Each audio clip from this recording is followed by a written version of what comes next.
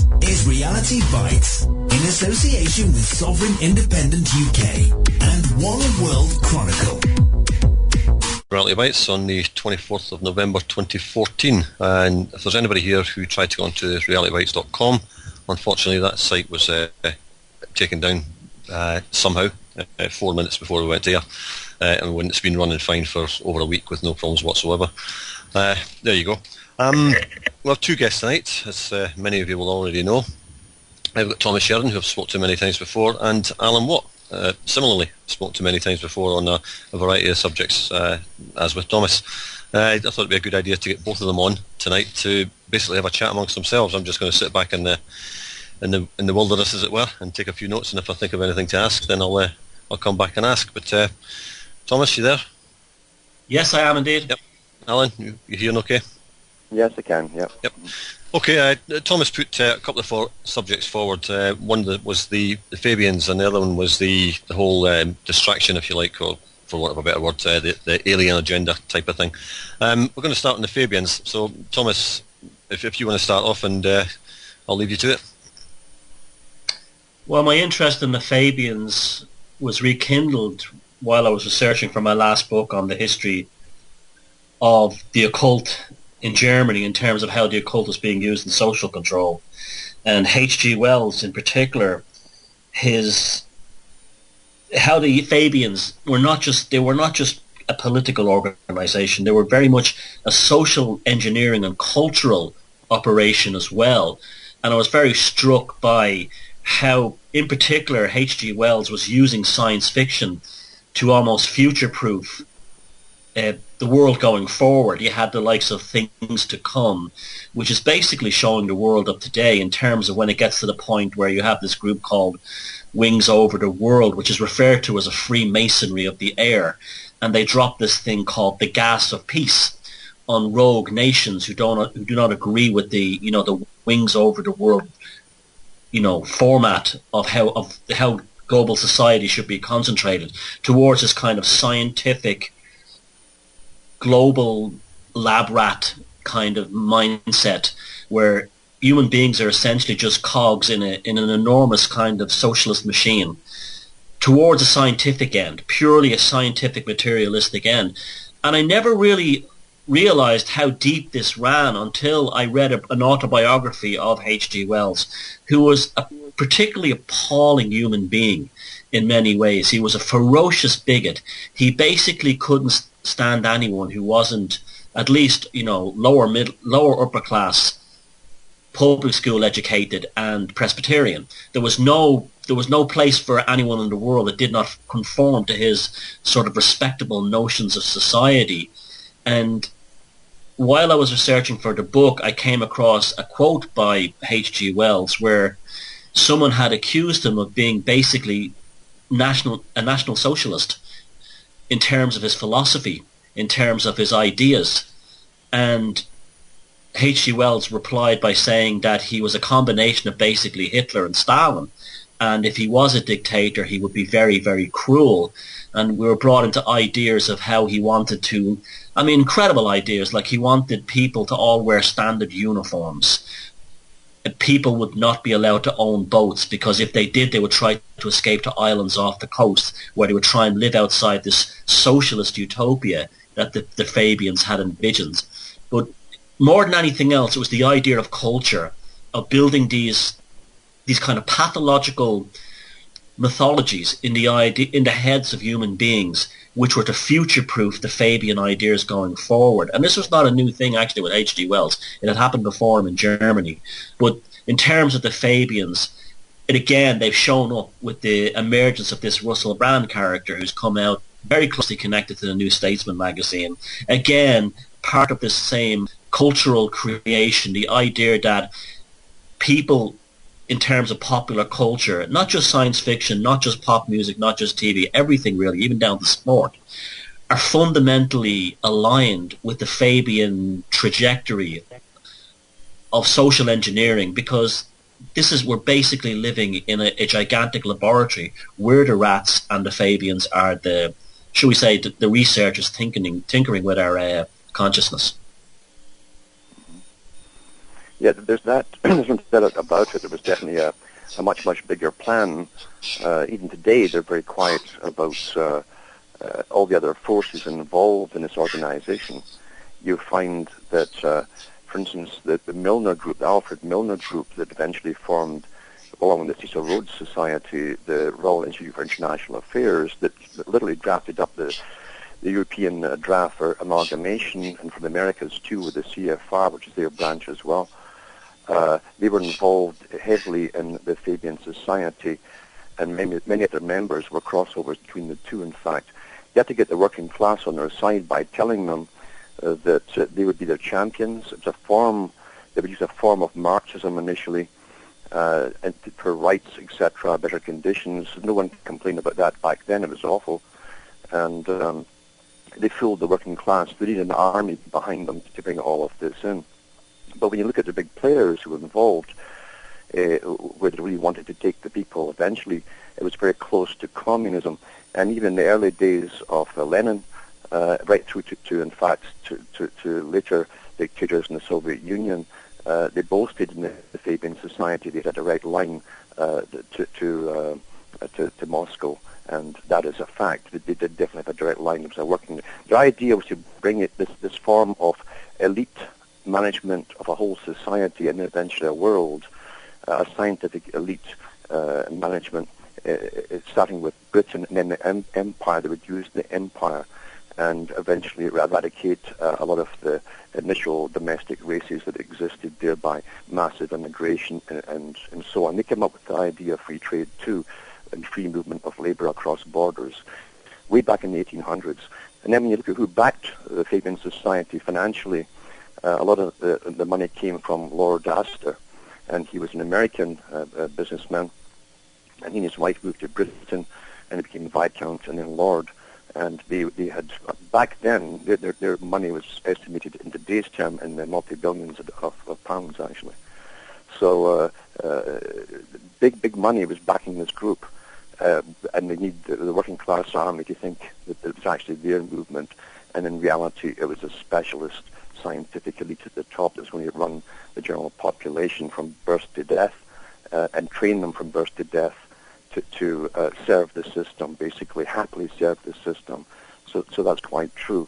There's much more involved in the Fabians than meets the eye until you really go into the deep memberships that crossed over into the Royal Institute for International Affairs. Yeah. Well, of course, the Astor family are still involved in the system today, with David Cameron being married into them. The Dens, by the way. You know, in Britain, you have the Wedgwood family. They were the champions too of Darwin. In fact, they were intermarried completely with Darwin. His mum was Wedgwood, and they became the Wedgwood Bens. And you had Anthony Wedgwood Ben. Now you've got a daughter, I think, and maybe a son in as well, who reclaimed their title because they also had titles. Where the Tony Ben put to the side for a while because you had to get the Labour Party behind them. But now the sons reclaimed the title, the hereditary titles. These are big, important, wealthy families running the Labour Party today. And, of course, the Fabian Society is still alive and well behind the scenes as a big, big think tank that works with the global establishment, United Nations, and so on, to bring in the scientifically controlled society. Yeah. If you even look at the family tree of the Wedgwoods, the Huxleys, and the Darwins, it really is basically the farm of today's, bureaucratic administrative elite. The ones, the next level down from royalty, and it's so. If you look at Julian Huxley, who was in UNESCO, he wrote copiously, in fact, about and really detailed about the big world agenda, and he did say there are different groups. That there's a financial elite, he said, at the top, the dominant minority, and then you have another dominant minority that are employed by the financial elites. And that is the scientific elite. And he said, I and my family are part of the scientific elite. They also include the social sciences and psychology and so on. So it's all combined, and that's how we're managed today, basically. And below that, you have entertainment and education, everything else that augments it all. Yeah. They were also turning culture on its head. You have, using culture to turn history on its head. In Huxley's book of the Devils of Loudun, about the basically a witch burning trial that happened in France during the Reformation, he totally turned around the central character in this episode. When you read the actual real history, this guy, this priest at Loudun was absolutely psychopathic. He had scant disregard for women. He was causing tremendous problems between the Catholics and Protestants, the Huguenots at the time, in the town, which was basically a powder keg. He knew he had protection of the French monarchy. Now, when Aldous Huxley wrote this book on him, he completely twisted it around to portray this sort of womanizing psychopathic priest as a kind of a Jim Morrison, free spirit, free love, liberal ahead of his time, who was burned for being, basically a 60s hippie type character living during the Reformation. And in reality, it was nothing like that. He also portrayed the nuns at the convent, the sisters who were involved in accusing him of witchcraft, as being hysterical females, but completely kind of left out the fact that they had basically been mind controlled and destroyed. So what we're having also with these Fabians and these also not just the Fabians, but also that generally connected circle, is this idea of also taking history and rewriting it. Again, future-proofing historical characters. It's going on all the time. Yeah, constantly. History's always being rewritten. Some of it, actually, most history today is actually pre-written, like 9/11. The whole agenda, down to screaming out it was Ben Laden on the first day it happened, before the dust settled, it was all pre-written, and every authorized historian knows that they have to go by the official story that was all laid out at the very beginning. That's how precise it is today. No one can contradict it, or you're a conspiracy nut or something like that. So that's how things really are. And again, the Fabian connection with the Cecil Rhodes group. And Cecil Rhodes, remember, wanted a world society run along the British lines, the elite British lines, and they would use the empire to do it, and join one up again through trade pacts and treaties with the United States, and they would form this world empire type of deal and bring commerce across the world, but it would always be held in the hands of the few and the big corporations at the top. They've achieved every goal pretty well that they laid out back in the 1800s. And if you look at the Labour Party, its connection through the London School of Economics, which was founded essentially by the Fabians through George Bernard Shaw, you can barely find a senior Labour cabinet minister while they're in government, either a chancellor or the prime minister himself, who does not have a direct connection in some way to the London School of Economics. Yeah, and Sidney Webb, again, was fundamental in setting that up. I mean, the Webb family, the Sidney and Beatrice, I mean, they were part of the Potter family too, like Beatrice Potter. They laid out the foundations for what they call women's lib. They would use elite families, their daughters, to promote it initially so that the rest would follow down below, all the lower classes. But the intention really, again, was to create armies of people who would obey this, what they call the new governmental system. The whole thing was militarized. It was all armies, and the separation of the genders and so on. And that, again, is where, later authors got their ideas.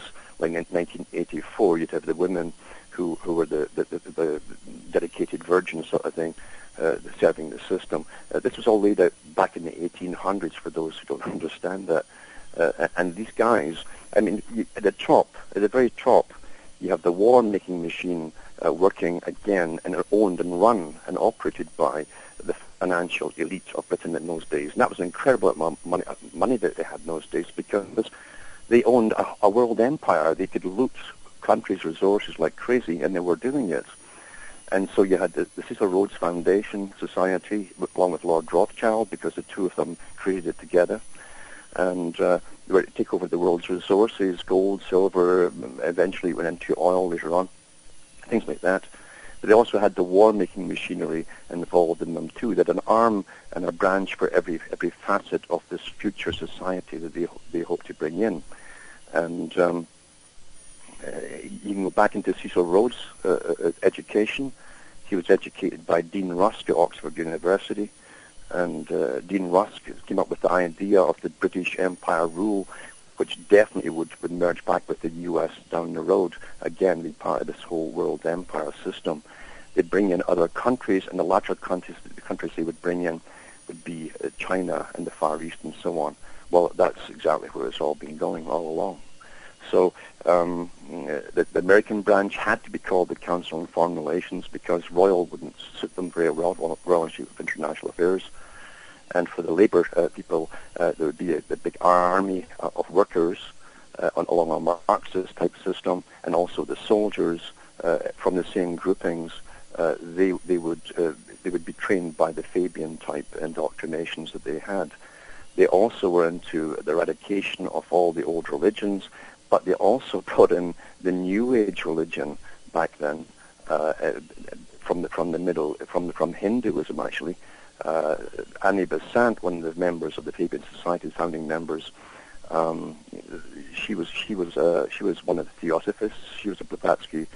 She took over from Blavatsky, Madame Blavatsky, and she really was to bring in this new thought, because really Hinduism, when you bring it to the West, is a definite form of mind control, where nothing is real unless you have a master, a guru, who tells you what is real, even if the thing they're telling you is real is not real at all. You believe them. It's a new thought, a new way of conditioning people into a belief system which has nothing to do with any actual reality. So that's all mixed up together. They didn't miss anything, in fact. And Besant Annie Besant said herself, she would literally end marriage amongst men and women. Everyone would eventually serve the state, and the state would finance women to have children. And culturally, a lot of this was catalyzed within the 1960s and the whole swinging London, Carnaby Street, It started before, actually. They tried it in the 1920s with the jazz and with the speakeasies or booze cans, and that's why the same groupings used the religious movements to bring in prohibition, as in the States, for instance. And that before that, very few young people actually went out to get drunk. And so it made it a very, a sinful thing to go to. So it was great. Anything that was bad to go and do. And they brought in the jazz. They brought in coke at the same time in the 1920s. For those who don't know that, and they got high and so on. But the problem was they didn't have the pill, any kind of contraception. And same happened in Britain with it too. And so suddenly you had all these orphanages springing up to take care of the children that were unwanted. And it's kind of fell apart from there. They brought in the miniskirt then too, the Charleston dance, etc. So they went back to the drawing board, and right up to the 1960s, they took the tax money off the public to create some kind of contraception. And when the 60s came out, they had the pill ready, and they just simply regurgitated the same agenda again, and it took off from there. Yeah. The backstreet abortion flourished during that early 20s period because they didn't have the pill, as you said, and also people like Frank Sinatra's mother was an abortionist who worked in around the jazz scene in Hoboken, New Jersey, and that was a way that was actually, there was so much demand, there was so much pregnancy at that time because of this sort of proto 60s mindset that that was the only industry that literally flourished in poor and immigrant neighborhoods. It was always taken. Armand Hammer's father was an abortionist too. Armand Hammer, his father was an abortionist and a quack chemist who was put in prison a few times for doing abortions and so on and killing folk with his quack cures. And Armand Hammer, again, a big member of the Marxist organizations. In fact, he had an apartment set up next to Lenin and then Stalin eventually. Armand Hammer, the son, he promoted all of these same agendas throughout the West to destroy the old system to bring in this new system of total scientific control. Remember, that's really what the Soviet system was about too. It was scientific control of the masses, as I say. In fact, Annie Besant also coined the term, along with Beatrice Webb. They called it the collective. That's why you're called the collective. Everybody who's not one of the elite is a collective. Yeah. That part of one of those. Sorry, Thomas. Sorry, just a quick word. You mentioned the sexual revolution back in the 20s, Alan. I think there's a documentary. Is it Sin Cities? Yes, right. Yeah. Yeah, I think it's Shanghai, London, and Berlin. Was it? There were or that's Paris. Right. The Sin City, and they had Paris. Yeah, and it's an excellent documentary. It's called Sin Cities, and it's amazing because I think Canada were the ones who promoted it all.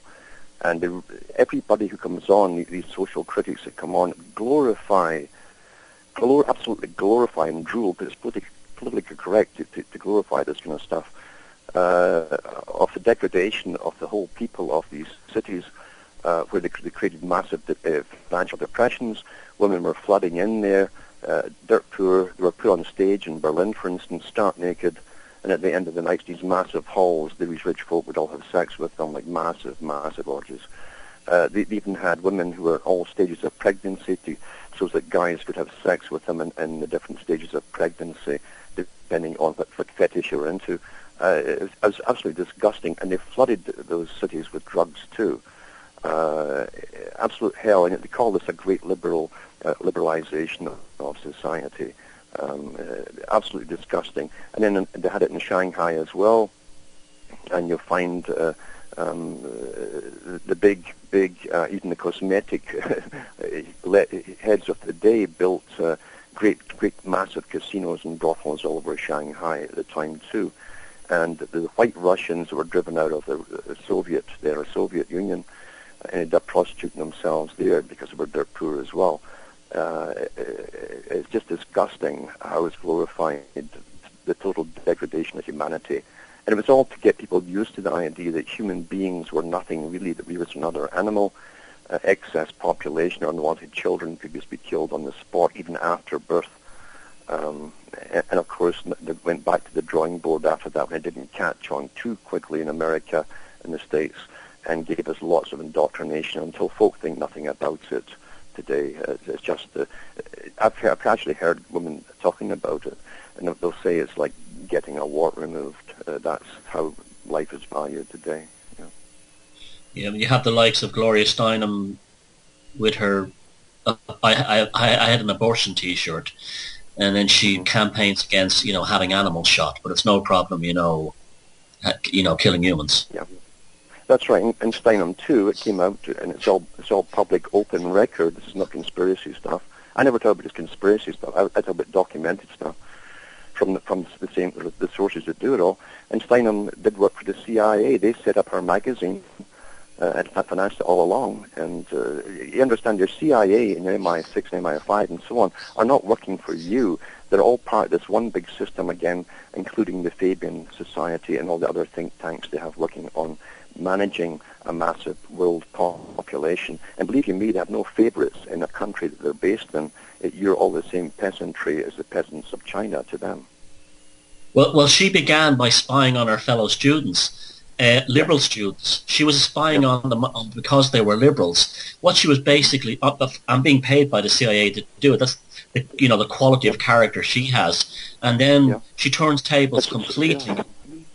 Yeah, and then she becomes one of these so-called liberals herself, going from the ultra-conservative, like old-fashioned blue blood style, to the new liberal. Like a typical psychopathic switch, it means nothing. It's just like taking a CD out of one machine and putting it in the other. Absolutely no principles or any kind of conviction. Just tell me what I believe this week and who I'm working for. That's right, and that's the same thing too with some recent prime ministers of Britain. They were spied on their fellow students and even ran for the Labour Party and won. So it's the same old thing over and over again, yeah. How they can switch parties, crossing the floor, voting against it. That all the time. He did that all the time, yeah. He was actually, that was based, he was the definition of a political animal in that sense, in that it's his own political survival, even to the deaths of hundreds of millions of people if it took it, from the Dardanelles when he sacrificed 5,000 British seamen to get new warships, to the Ottoman mines and guns, all the way to goading the United States to nuke Russia in the 1950s. Purely his own political survival that had been inbred into him since his childhood in Blenheim Palace. It never left him. He was a pure political psychopathic machine.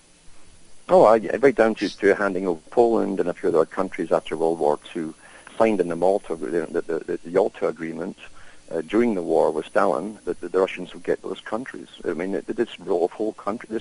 You have these people, these millions of, just take them, And the concentration camps in South Africa, while he was pontificating in the 50s about the horrors of the Nazis, and then later the gulags in the Soviet Union, here was the guy who basically invented the idea of mass concentration camps of women and children in order not only to attack these communities, but also to basically, dishearten the enemy troops, who knew that their wives and kids were starving in a labor camp.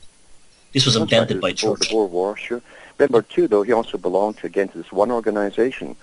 The eventually was called the Royal Institute for International Affairs and Alfred Milner Group. But even Churchill, this is how elite this club is, this organization.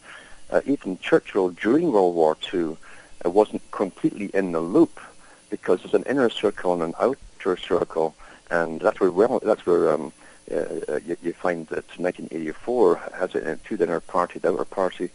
And Winston Churchill was outside the loop. And when he found out, he blew up and talked about it in Parliament in a speech. He said it's amazing. He said that a group of very, very rich and old families have been manipulating us through about 4 or 5 different wars, he says. And he was only angry because he wasn't completely in on the whole picture at the time. After that, they bring him in completely. So the front men are often used, they're little egotists, and they certainly benefit financially themselves with all their deals, like Tony Blair, and but they're not necessarily in the upper inner party. The inner party that Milner set up was very secretive. In fact, he said in his own writings, and this is Carl Quigley talked about it because he was their historian for a long time later on.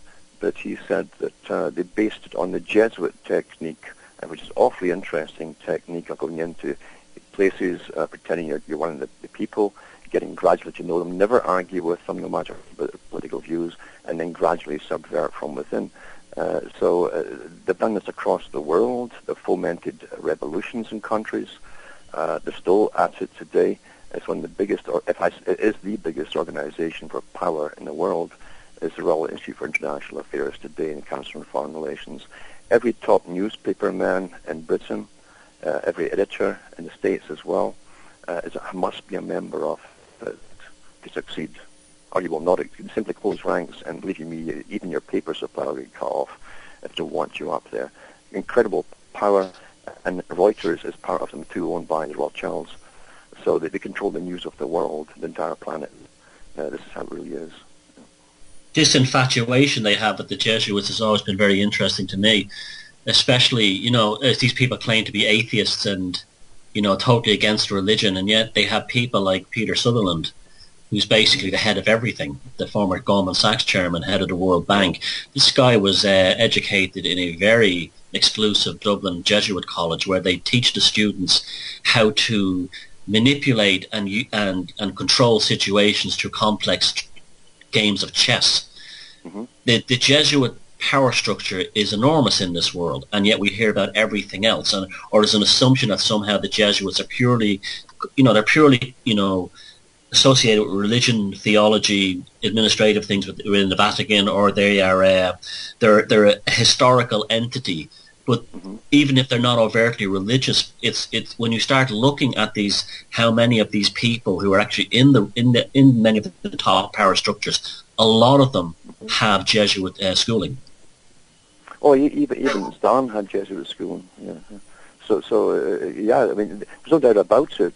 I mean, the educational system is far superior than anyone else's, because they certainly have it down to incredible, good arts and how to indoctrinate children, but also give them education which they teach reason, for instance, which isn't taught in public schools anymore, or general schools, comprehensive schools, and logic, and they also teach them oratory as well.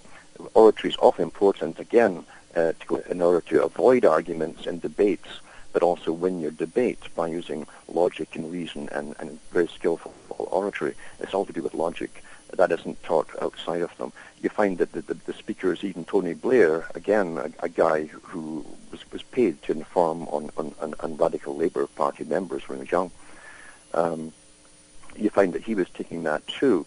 And he had all the earmarks of oratory when you have to make world speeches on wars they wanted to get Britain into. It was a one-man band, basically, very skillful, etc., in that one department. But he was also psychopathic. That's why he was also so good at it.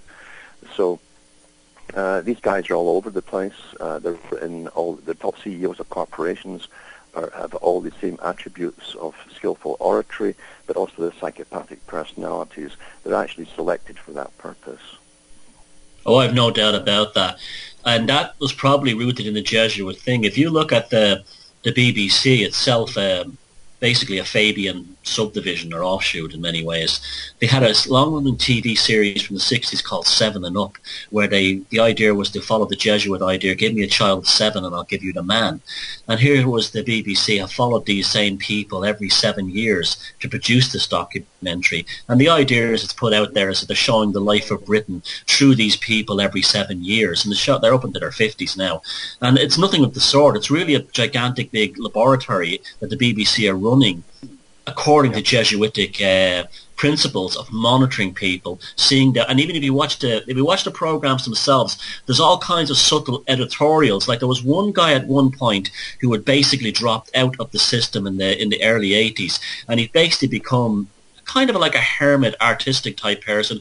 He'd basically woken up and he was living in Scotland in a caravan, and the whole thing was portrayed as what a loser he was, what a failure he was. He had all these opportunities in life, and all he wants to do now is live in a caravan in Scotland and talk about philosophy and poetry. And every shot was composed to make him look like a sad sack and a loser, coming back from the shops with his little plastic bag of groceries.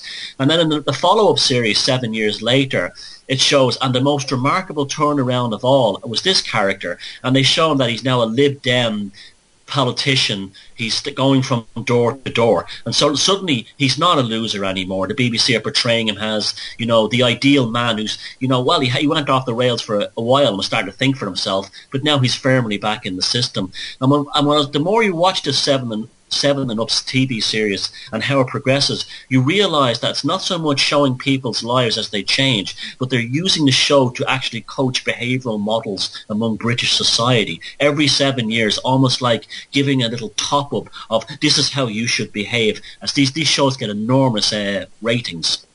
Yeah, it's predictive programming too, because as you see, the general population have been trained to accept opinions by superiors. And any authority figure is a superior, including the BBC. And in other words, official broadcasters, official is a term, from the BBC, speak in a very authoritarian fashion. So much so, by the way, they trained the Soviets and the Chinese. If you listen to Radio China, Beijing, you'd swear listening to the BBC, the way it's presented to them, the public. And they found that the people will follow this as an authority, and you're given your opinions on things. You're very clever in the way that they lead you to the opinion at the end. And of course, people do. They never question. I mean, why should you question something when you never suspect you're being lied to? You never suspect it. You've been trained not to suspect it. And why would they lie to you about something like this? But everything that you're seeing is a carefully orchestrated psychological indoctrination with behaviorism and many other neuroscience involved in it too, psycholinguistics, which I call neurolinguistics. It's all professional. And when you see how many people work on one show for 1 hour with all of the experts I just mentioned, these different scientists, it's staggering to make sure that you will accept opinion on this topic that they're going to leave you with. You're downloaded with them, and that's used across the world now. It's a perfect system. And again, going back to the Fabian Society with the Hinduism, to break up the old religions and then merge them together into a new cause, a future, always working for a future utopia. It's been perfected, basically. To bring about utopia, you must create as much misery as possible beforehand. and then offered them the lifeline, you see, of this utopia. And that's perfect. The incorporation of all the Marxist ideology and the top capitalist ideology merged together, that's what it's really all about. So you are a perfect soldier for working, not so much for a good pay and so on, but for very basic essentials and for a good cause for the future and serving the world state. That's always been the goal of this. Yeah, I agree completely with that.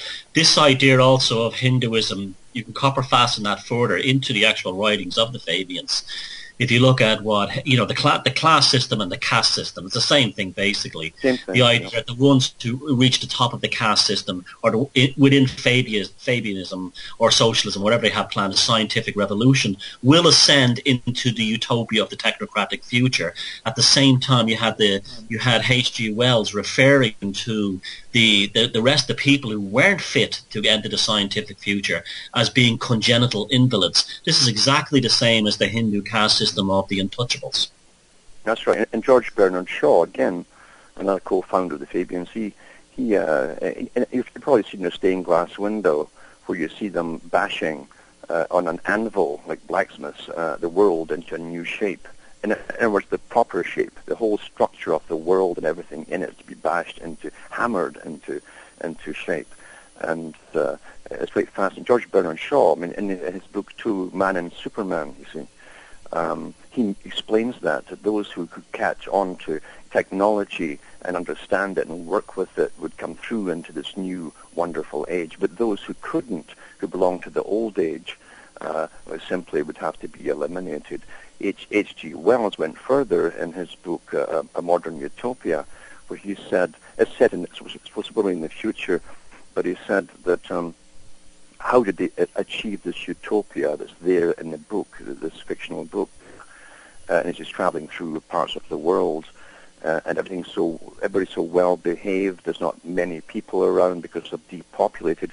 And the depopulated says, we thought about just killing them off, like George Bernard Shaw said. George Bernard Shaw actually came out, and I've put up the link on my site, cuttingthroughmatrix.com, where you can actually see him and hear him in an early clip talking about you will have to come to us when we are in power, he said, meaning the socialists, the true socialists, not the working people.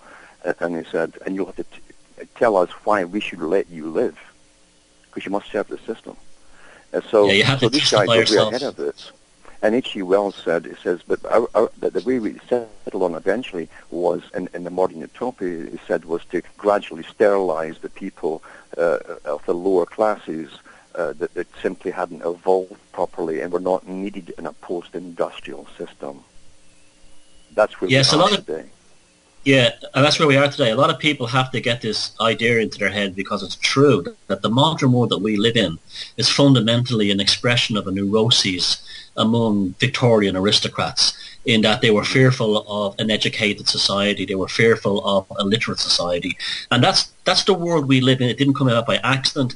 It was a formulated plan brought together by a bunch of Victorian neurotics terrified of losing their privilege. And that's the world we live in. And what you were saying there about the well-behaved society, that's more and more noticeable. I know quite a lot of people who run businesses from chip shops to restaurants, and they've been employing young people for the last 20, 30 years, and they all tell me the same thing, that the kids today, they're far more well-behaved than, say, they were in the 70s. Mm-hmm. They're very compliant, but they're also useless. Like, you could put them in front of a sink with a tap, and you could say, okay, can you wash those dishes? And they literally would not know how to wash the dishes, or even have the sort of the cognitive, self-awareness to even conceptualize, oh, this is the water, this is the Brillo pad, and this is the dish. They have to have absolute and precise instructions. So that process is well here. The key to that goes back to another think tank that belongs to the same group we're talking about, and it's called the Club of Rome. And the book called The First Global Revolution, they have all of that in it. They said that they always use the term democracy to fool the masses, basically. But in reality, it says democracy would never work because there are too many conflicting people, parties and groups, subgroups and so on, all fighting each other for power. And because of that, they couldn't get their big agendas through. They're talking on behalf of the elites. And therefore, they'd have to ram things through under different guises, but still give the pretense of democracy. But in that, they said, to eventually the system they would bring in, and this was again corroborated by, again, Wells talked about it, and so did Lord Bertrand Russell, another big member of all of these groups. And Russell even went further along with the Club of Rome, and they said that eventually the people will be unable to make decisions for themselves. They won't have to, because the state will be making all their decisions for them from birth to death. That's what you're talking about right there. They've all been trained to get along with groupthink and to be politically correct. They actually have the inbuilt default positions, as they talk in neuroscience about it, where if you mention a certain topic that's taboo, they will blush and turn all colors and become awfully embarrassed, but they'll go back to default. Even if they start to agree with you, they'll go back to default position. This also ties in with FDR's wife in the U.S. She was a great fan of Pavlov. Pavlov was given so much money from the West to experiment in Russia on all this passive population that they couldn't rebel or say no. They were opening up people's skulls and experimenting with their brains where they're still living and all this kind of stuff. It's incredible.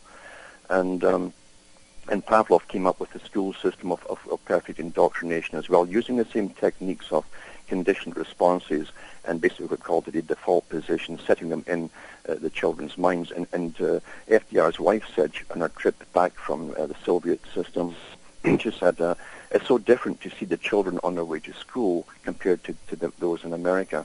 She said in America, they're jumping up and down, they're playing and pushing each other and having fun. But she says, in Russia, there's none of that. She says they all go along, but they're so well behaved. She thought that was wonderful. These unsmiling children, all like in military fashion on their way to school. This is what she wanted to bring in, and this is all part of this big system that tied in again with Fabianism. And the society that the Royal Institute for International Affairs, with this other branch, by the way, called the Royal Society, they were all involved in the same global movement towards this dream of theirs too. They pretty well achieved it, by the way. And along with Pavlov, you had Watson in America and his behaviorism, which was even discredited in his own lifetime. But just like so many, like Malthus and so many of these others, it doesn't matter if their quote unquote science, like Pavlov, is discarded. And I find it amazing that Pavlov, so much of his work is cited by the New Age movement as well as some kind of noble quest, and that's remarkable as well. But anyway, Watson, again, appalling things done to children, treating people like robots, assuming that the mind of a dog or the mind of a rat was the same as that as a human being. And even within his own lifetime, his work was completely discredited, but it still becomes a central tenet and structure of these people's agenda. Oh, absolutely, because he did push all the tenets that he was promoted to push, that all people can be completely trained. Now, it's not all untrue. It's a lot of it is awfully true, unfortunately. You can condition people early enough at school. The school system's geared to not, but you know yourself, everyone knows it's been through the school system. The teachers want the correct answers. In other words, you parrot back what they're telling you. They also want groupthink today. It's a big thing, is groupthink in school, whereas before you had some individuality involved. Today it's groupthink, where you must all vote on something with a conclusion, or else you're the odd man out. It's so bad in some schools in the U.S. to actually put a flag up outside the classroom if someone has not gone along with the group. And so you're forced by peer pressure to go in, or you're ostracized. You might even end up getting drugged along the road. But this is how bad it is. We're totally in the system that Sidney Webb and his wife and the rest of them dreamed up. We're here. It's totally a cult. It's almost like a cult compound kind of situation, which is also why these people have paid tremendous interest in things like not only political cults like the Chinese Cultural Revolution, but also these flying saucer and other channeling and New Age cults. And that's why, you know, you look at Jonestown, the CIA were all over it. I believe that just about all the successful cults that have a reach, if not every last one of them, the intelligence services at some level is manipulating them. If you read the books on them, it's massively, and you see so much of it is tied up with this idea of they use the cults on two levels. One, this idea of the salvation from another planet rather than actually, you know, having it on your own life here. The people in the cults are deluded into thinking that they broke away from the sheeple in society, not really getting the irony that they're actually another kind of sheeple. And thirdly, the intelligence services, they groom, and they, you know, you look at some of the most horrific cults, a lot of them, such as the ones in France and Switzerland, like the Solar Temple, all over the place the intelligence services can be connected to them.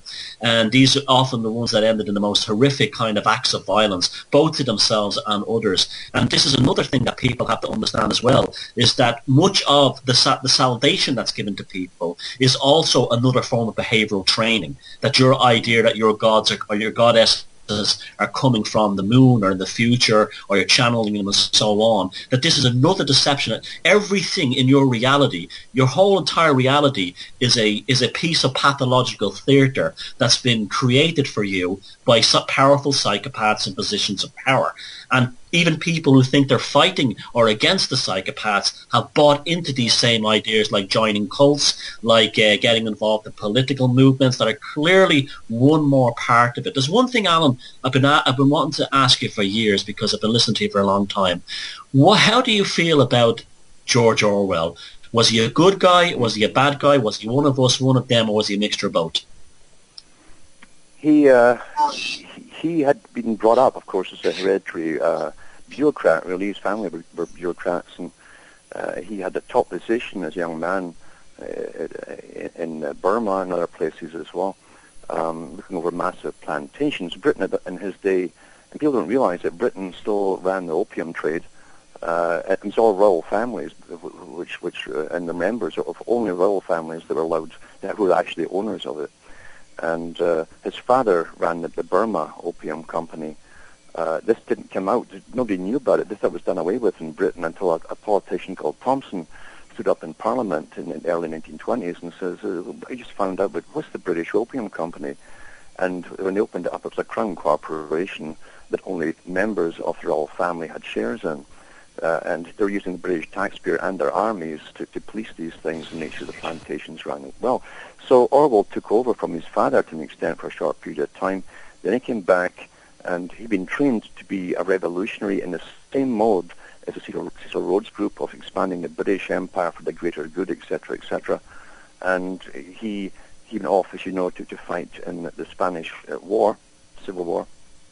And he came back and talked in the socialist circles he'd talked to before, and the people turned their backs on him when he said that because they'd all been brainwashed to believe that communism was the same as socialism and for the working man's rights. He says nothing to do with that whatsoever. They didn't want to hear that. He also said in one of his books that he couldn't understand why they kept wanting to push curse words and sexual curse words all through their writings. They wanted the right to do this back then. And he said no. He says, why degrade society? Then he caught on that the whole agenda they were getting paid for was to totally degrade society, in order to destroy it and bring in a new society. So he did turn against them towards the end, and he did come out with 1984 to explain what that was all about, plus Animal Farm, which is excellent when you actually read the book. Don't bother with the cartoon stuff. Read the book, because it shows you all the cons they use with the use of terminology and changing terminology gradually, etc., and you don't even notice it's happened. But he went off to an island off Scotland, eventually, as a recluse. He was paranoid at the time that the group that he used to work for were going to come and kill him, including the communist branches as well, because they ran all sides from the Royal Institute for International Affairs, by the way.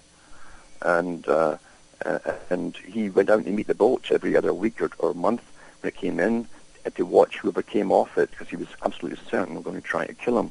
And this was kind of verified to an extent, because he had tuberculosis, And when he ended up in hospital,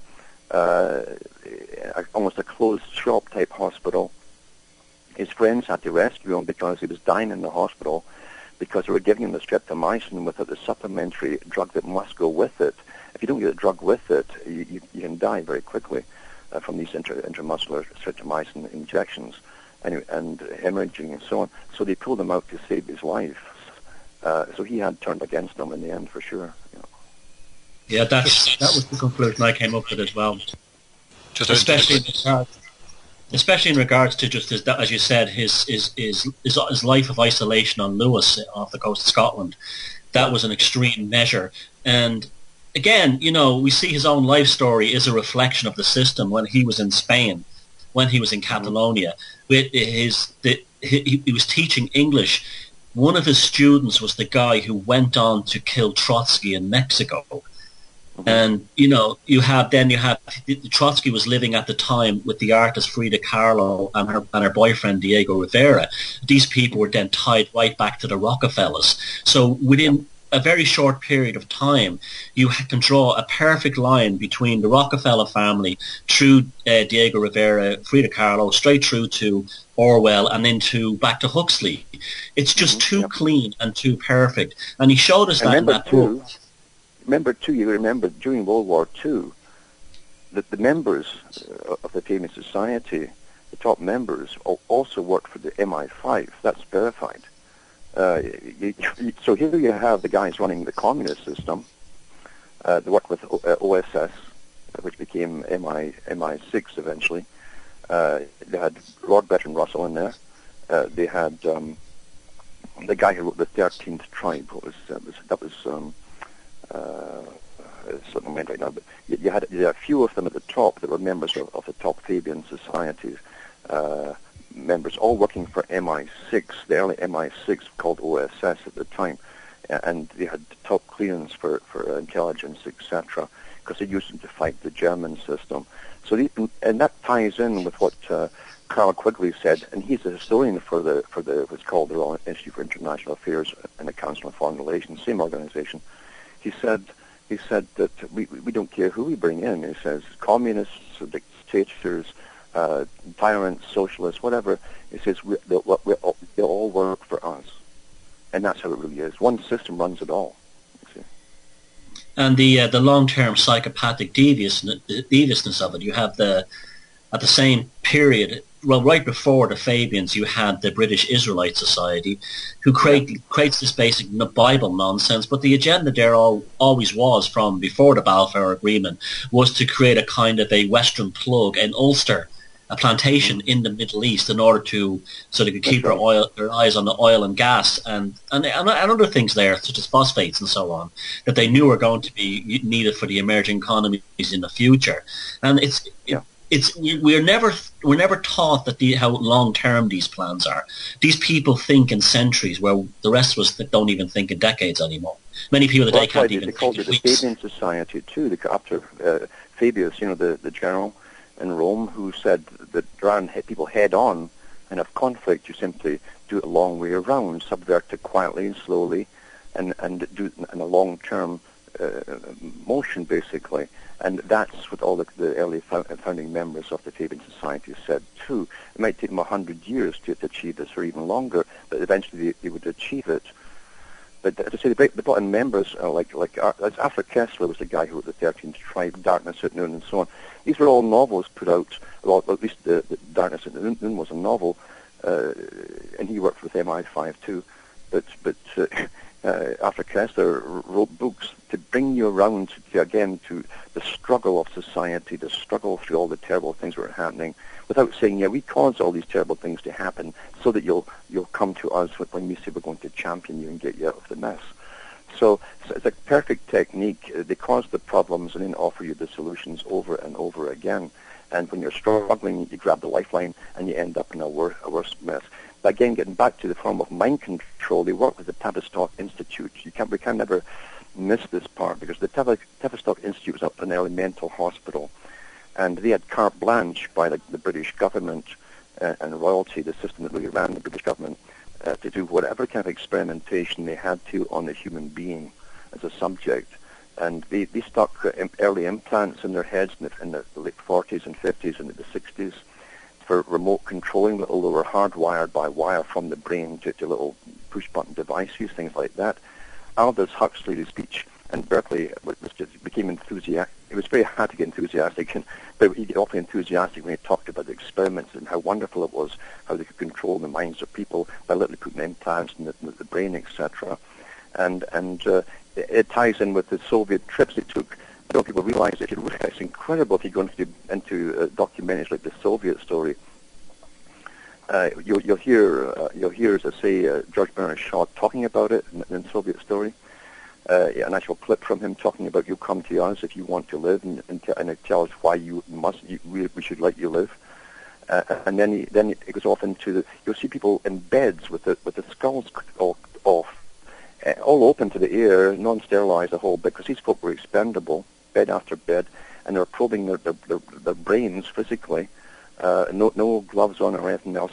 But the thing is, in another documentary I've got, which they showed in Britain, by the way, they used dogs' heads. They cut them off at the neck. They kept the blood supply going artificially through it into the neck, and then they had the eyes of the dog opening. They'd massage its nose and so on, and see that it would close its eyes and open its eyes. They were doing it with human beings in the Soviet Union. And all these guys went over there, like H.G. Wells and Shaw and all these guys, and came back and said how wonderful it was in the Soviet system. Saw that happening, but they kept their mouths shut. They thought it was great. This is how that they find out the ghost in the machine, as Kessler said, is you and your spirit, what makes you tick, in order to totally control society. And when they did, they said no one could ever rebel again. In fact, George, you find that Lord Bertrand Russell said it will eventually become so impossible to rebel against our system, as impossible as sheep rebelling about the price of mutton. He says that's what it will be at the end. That's where we are today, almost. Yeah. Okay, with that, we'll go to a piece of music and then we'll come back on a different topic, the alien distraction. I had a quick question, which is a simple yes or no, I suppose. Were H.G. Wells and Orson Welles related? I don't think so. Yeah. No? You say no, Thomas? No, I don't think so. No, if they were, it went back a long time. Yeah. No, they weren't. They weren't direct related. They weren't like cousins or anything like that. Yeah, okay. And another one, you both mentioned the intelligence organisations all working together. I mean, they're obviously a very important part of this because they can control the start and finish of wars and all the rest of it. Do you think at the moment they're kind of toying with the idea of really creating problems with Russia, or is that just like taking us into a new Cold War, as it were, a fake Cold War? Well, that's a dodgy one because at the moment Russia is going through a very quick and sudden economic problem. The ruble has devalued tremendously against Western currencies in the last couple of months. So whether they're actually flying these jets into Portuguese airspace and submarines into Swedish waters, it may just be a distraction by Putin for what was going on at home. Do I believe that it's real that Putin is against them? No, I don't believe that at all. Not me anyway. I think he's another one of them. Well, I tend to agree with that. He is one of them. If you know his early history and find out his real name and his real family, what they're up to, you get a different story for sure. And don't forget, too, the ex-Soviet system is part of the EU as well. That is still merging into the EU with all these different steps that goes through step by step into merging with the EU. So it's really a smoke and mirrors to keep the public on edge. They always keep us on edge. Threats of this and threats of that don't materialize. Yeah, we're getting Goldstein's deception. Eurasia, East Asia, Oceania. We're getting that. That's what they're saying. Hello everyone, welcome to Awake Radio, straight talk for the awake and aware. Hi Steve, hi Paula, hi Ellen, hi Neil, and everybody else. Love ya! Okay, welcome back to Reality Bytes on the 24th of November 2014. It's 4 o'clock, 4:05 Eastern in the United States and 9 o'clock, 9:05 in the UK. I'm going to change topics now and talk about the alien agenda, as it's been termed. The idea that we're all going to be invaded by little men from Mars or from somewhere in a far-off land, something like akin to Star Trek or something. Alan, in your research, where did this idea first come from? Again, it came from the think tanks which were involved in, again, like the Fabian Society and all the other associated think tanks, which are massive today, of how to, if the people are catching on that too many things are wrong at one in particular time, you must give them something to look at that could even be religious. So they came up with the idea, and also to unify the world. Remember, the goal was always to have world government with these groups, or world domination. And to get people to go along with these things, they push up, along the Marxist line, the continuous war is so destructive, which of course it is, etc., etc., and we can't go on like this. We need some outside intervention. If only something outside would come and force us to unite the world, to fight it, then we'd all come together under a global structure, which would be necessary to defend us all. And that then it came out, of course, with the big movie. It was the day the Earth stood still, where a big flying saucer lands outside the White House, I think it was. And the whole idea is that this alien has to get in touch with members of the United Nations, scientific members, though. They have to all be scientists that tie in again with scientists running the world. And so he goes off in search for the scientists that would eventually put it across to the public. If they wouldn't unite together to stop the destructive behavior, then these aliens would eventually have to destroy you because you were dangerous. And you can go back further. They came out about 1948 with supposedly the first sightings of UFOs over the White House. The guy who saw them all in an aircraft, but happened to be a CIA member. So it's the same old thing again, giving people this fake pantomime to an extent. It's something to believe in. Something would take over from standard religions again and get them working towards something. And initially they brought forth something that the aliens are here to help us. That really took off. And then with the whole scientific age of going to the moon, all of that, they pushed all the science fictions, Star Trek, etc. It's interesting that how Star Trek series was put together, because they gave you situations on Earth, the different peoples, races, whoever it happened to be, and put it into outer space to show you that the Enterprise, interesting name to the Enterprise, because it's also God bless us on this Enterprise, you pluribus unum and so on, mistakes. But Enterprise is to do with markets, and economy, etc. So it goes around the space, trying to unite all the planets into a global, a universal federation, which is simply the United Nations. And they give you the unfair things that happen to minorities on the way, and they make them all free, etc., and bring them into this great trading group in outer space. And the ones who will not join this federation are always the bad guys, the primitive, barbaric, etc. It's simply a projection of everything in the world that the Fabians and so on have been pushing for such a long time already, put into an outer space setting for a unified world. But it fascinates so many people the way it was done. But you also find top leaders like Lester B. Pearson of Canada, who also was head of the United Nations for a while, but he also became Prime Minister, and I've got his books here, his old books, and one of his workers was also a high-level bureaucrat in Canada who was called Escott Reed. And Escott Reed said in his memoirs, when he worked with Pearson, he says, we drafted up, along with Alger Hiss, who was a communist boy who eventually was found guilty, etc., for treason, but they drafted it up, the whole Charter of the United Nations, to try and unify them all, again heading towards world government. And he said in his book, he says, make no mistake, our goal is world government. Well, that's never been given up yet today. That's what the United Nations is there for. The United Nations was set up from the League of Nations, and they were both set up by, again, the Royal Institute for International Affairs, Council on Foreign Relations. Same group. Same guys that wrote up your amalgamation into Europe for Britain, and the guys who drafted up the NAFTA agreement for the amalgamation of the Americas too, they openly said that in Canada. They drafted it up and presented it, and it was signed. These are private organizations, remember. Now, Lester B. Pearson, back in 1957, had a similar idea to the day the Earth stood still, and it says, perhaps there is a hopeful possibility here in the conquest of outer space. Interplanetary activity may well give us planetary peace. Once we discover Martian space, it's always Mars, going right back to H.G. Wells, Martian spaceships hovering above Earth's space, we will all come together. How dare they threaten us like this?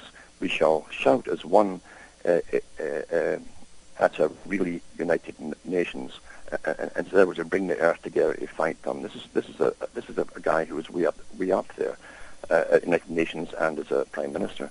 So this was followed on. Ronald Reagan mentioned it many times during his time, and this is always never a threat from outer space. Would all come together. It's been a great thing to create a mass mind control movement of people who are dedicated followers of ufology, as they call it, and make them all work towards what really is this Marxist system towards a global system.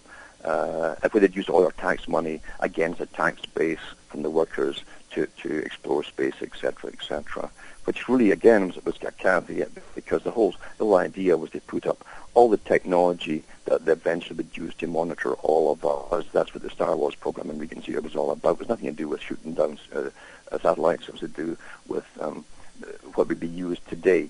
Before we even had the computer, they were putting this stuff up in space, getting it all ready, because they knew when they were going to give us the computers to monitor us and the cell phones and everything else. This is how it really works. It's very clever, and we're led like, by the nose, like bulls by the nose, by our masters of the mind. It's perfect. They've never given it up today. Yeah. Well, people have been seeing lights in the sky forever. It's a well-documented phenomena going back centuries and thousands, millennia going back. And it's only since the late 1940s that people have been coached to see a strange phenomenon of a light in the sky. It's automatically an alien spaceship. Lights in the sky have always been seen long before this, particularly at times of great emotional or psychological or social stress. For instance, they were very highly recorded during the time of the Ottoman Empire, when it looked like the Ottoman Empire was going to overrun Europe. People in communities in Austria and Germany and Switzerland were having these visions of lights in the sky. And at the time, they believed that they were aliens, that were coming to save them from Islam. I believe that these actual experiences are probably either plasma or else they are actually psychedelic experience, some kind of collective psychedelic experience of some kind. But they've copper fastened the idea again that they're aliens. Now, there's a strong connection I've discovered going back through Germany and all this. In the very first high quality science fiction films ever made were made in the massive UAF movie studios just outside Berlin in the 1920s. You had directors like Fritz Lang making films like Metropolis and The Woman in the Moon. These were very well-made science fiction films. Fritz Lang was an interesting character. He said, if you want to get people to believe in science fiction, the whole focus must be on making the actual process of the spaceships and how they operate and fly as believable as possible. So he put tremendous resources for the 1920s into building realistic models of spaceships, realistic portrayals of the lunar landscape, of alien beings, of future worlds. And so much so that this has been part of a kind of continuum in Germany since about the 1870s, when an English guy wrote a book, a guy called Edward Llewellyn Lytton, I think was his name. He wrote a book called Vril, The Coming of the Power Race. It was basically a science fiction novel about these kind of alien angelic beings that lived inside the earth. And the book was such a sensation when it was translated into Germany that you had these people like Rudolf Steiner and Blavatsky walking around with a copy of it under their arms like it was the Bible, saying that the book was absolutely true. No way could it be fiction. It has to be true. So you had the first widespread belief in this kind of alien salvation race was the genesis and the gestation place took place in Germany at the turn of the century, and then moving up towards the era of National Socialism, where it was totally believed in completely, especially as the films that had been made in Berlin at the time were so good. Now, what really took off in the West was the Roswell incident. And now, what do we have at Roswell? We have a guy holding a pieces of tin foil, and that's basically it. A newspaper and a story about flying saucers, always on a military base. They're always on military bases, these big sightings, and no one ever puts one and one together and then realizes the whole thing's a psyop. But anyway, your man, this guy, Jesse, what's his name? I can't remember his second name, the Air Force guy, pictures of metal, little stories about an alien flying disc, crashes. Then the story is deliberately suppressed to make people think that it actually happened or the government is covering up something.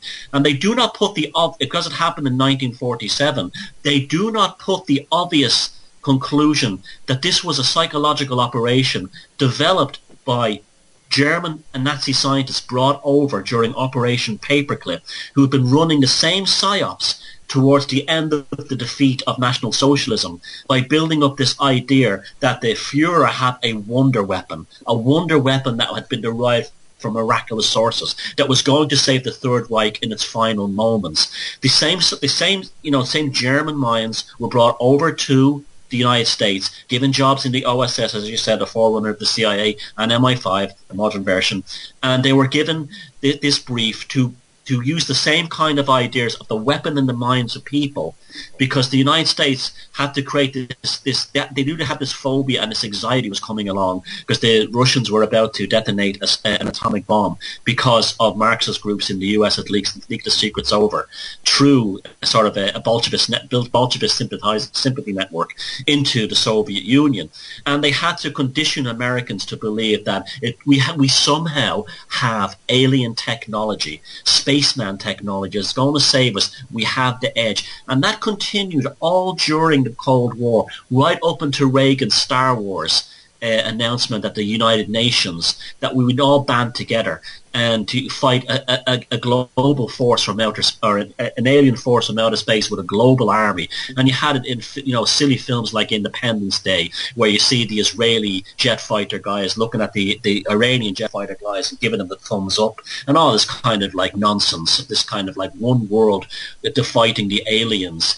And of course, you had the amazing closing ceremonies of the 1984 Olympics of a spaceship landing in the stadium in Los Angeles and a big plastic alien coming out and talking about how he approves of humanity coming together, as if they're not going to blow us up if we continue to like work together and all this kind. And and yet people to this day it amazes me that people cannot, when it comes to this UFO stuff, this alien stuff, they cannot look at the obvious conclusions that we're just being played for suckers here. That there's so many other explanations for these mysterious phenomena, which I completely agree do exist. But everyone's conditioned with the knee-jerk thing.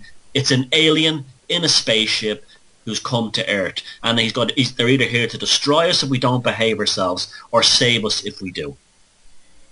Yeah, that's a good part of it. But then Russia, and again, to Germany they were the leaders of the scientific age, even in the 1800s through the 1900s, and they were even making a lot of people, individuals, making small rockets to go up, into the sky, and they were fascinated by this whole idea.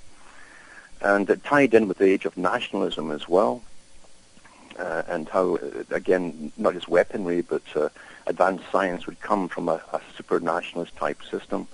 And then they created the Vril Society.